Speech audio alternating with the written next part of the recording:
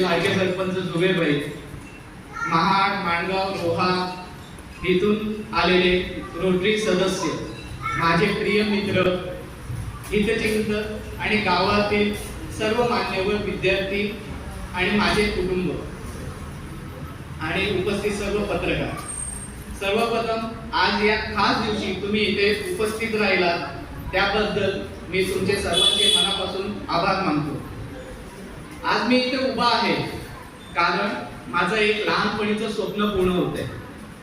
शाळेत असताना आमच्या शाळेत रोटरी क्लबद्वारे विविध उपक्रम सुरू असायचे.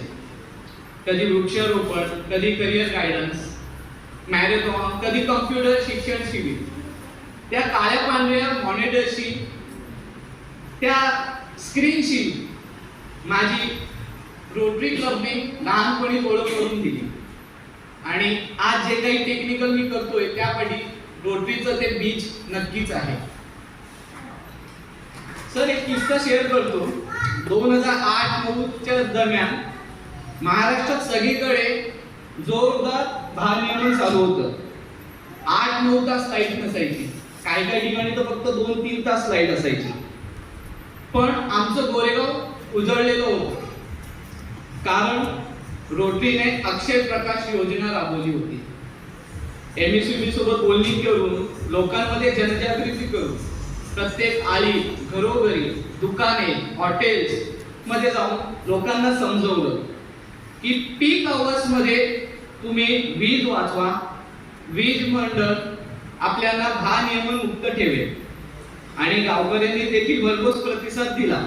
परिणाम, इतक्या कठीण काळात देखील गोरेगावात एकही दिवस वीज गेली नाही. त्या दिवशी मला जाणवलं रोटरी ही संस्था सामान्य माणसाचं आयुष्य बदलू शकते. म्हणूनच सेवा हीच खरी प्रतिष्ठा या ब्रीदवाक्याशी मी तेव्हापासून जोडला गेलो होतो आणि ठरवलं एक दिवस मीही या संस्थेसोबत काम करेन. आणि बघा, आज तुमच्या सर्वांच्या साक्षीने रोटरी क्लब गोरेगावच्या अध्यक्षपदाची जबाबदारी मी स्वीकारतो आहे. सलमान भाई बोलतात ना, एक बार जो मैंने कमिटमेंट कर दी फिर मैं अपने आप की भी नहीं सुनता.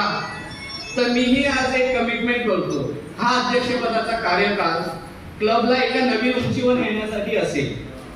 हे वर्ष महावीरचं नसेल, हे वर्ष महाविराट अशा प्रकल्पांचं असेल. तर मी 2018 साली क्लब मध्ये आलो. 18 ते 25 या प्रवासात सिनियर मेंबर्सनी माझ्यावरील खूप विश्वास ठेवला आणि त्यांनी मला केवळ